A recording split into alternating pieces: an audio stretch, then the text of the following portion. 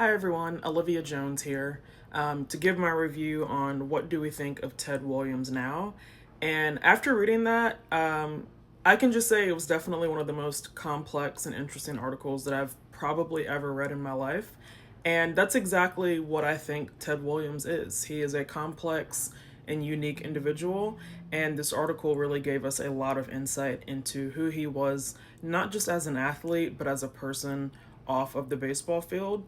And it was anything but simple, this article, because that's what he wasn't. He was not a simple person. So this article gave us a lot of insight into what his life was really like. I think this article did a really good job of differentiating like the public perception of him as an athlete and then who he really was as a private person. Obviously, a few similarities in the way that he was very angry and kind of resented the press and the public. Was honestly the same way I feel like he kind of was in his life. You know, he had trouble with relationships. He even mentioned in the article not being a family person. So obviously there was some similarities there. But as far as differences, I think it touched on how he was a private person. You know, he was doing an interview, and it was evident in this article that he was reluctant to even do that interview because he didn't really want to talk about himself. He didn't want to talk about who he was, the awards, the fame, anything.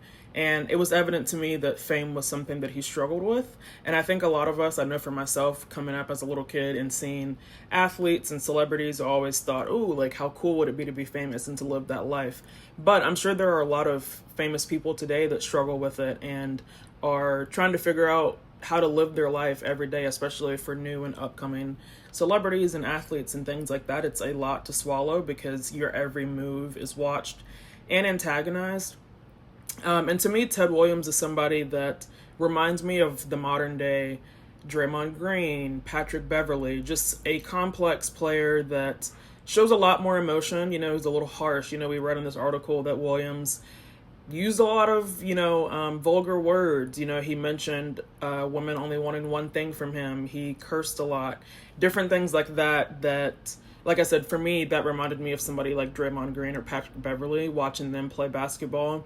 They are very animated people. They wear their emotions on their sleeve. They're going to say what they think. They're going to do what they want, which obviously sometimes gets them fined and thrown out of games. But that's just who they are. You know, they are not reserved people. And Ted Williams was definitely not that way. So this definitely gave us a lot of insight. And also continuing on with Ted Williams and his emotions, I think in one point of the article it mentioned him chucking a baseball bat and it hitting like an elderly woman in the head, and how he went into the dugout and, you know, teared up and everything.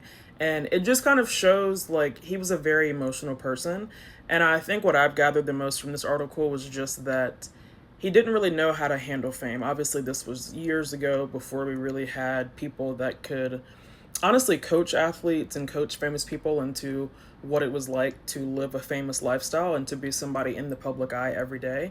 And I think having a mentor would have obviously been something that would have been great for him. But I also think what's evident here is he was very lonely and isolated. The beginning of the article mentioned him wanting to be the best at everything, the best athlete, the best man, the best pilot, the best whatever. That was just something that was super important to him. And I believe he put so much pressure on himself that he almost felt like he was one of one. And not that that's a bad thing, but I think that it ended up affecting him negatively. So all he wanted to do was just play the game and go home. And like I said, he put a lot of pressure on himself, which obviously, as we could tell from this article, I think may have been the reason for some of his anger. I also kind of think about this article from like a psychological standpoint too, just being that I minored in psychology. So it just kind of makes me wonder like what all went into it and if that's kind of how he was in his early life before, you know, all the fame and everything. But it was very interesting. I think from a journalistic standpoint, I love that Kramer wrote stuff in all caps. You know, I think that kind of just put emphasis on Ted Kramer. It kind of helped you to get a better understanding of how he spoke, how he talked. The fact that he put all the curse words in the article let you know that this was not a guy that, you know, shied away from vulgar language. And I think it just shows that Kramer was unique as a journalist. A lot of people wouldn't want to write an article like this. You know, you always think about the good side of an athlete and a person, but every person, athlete or not, has the good, the bad, and the ugly.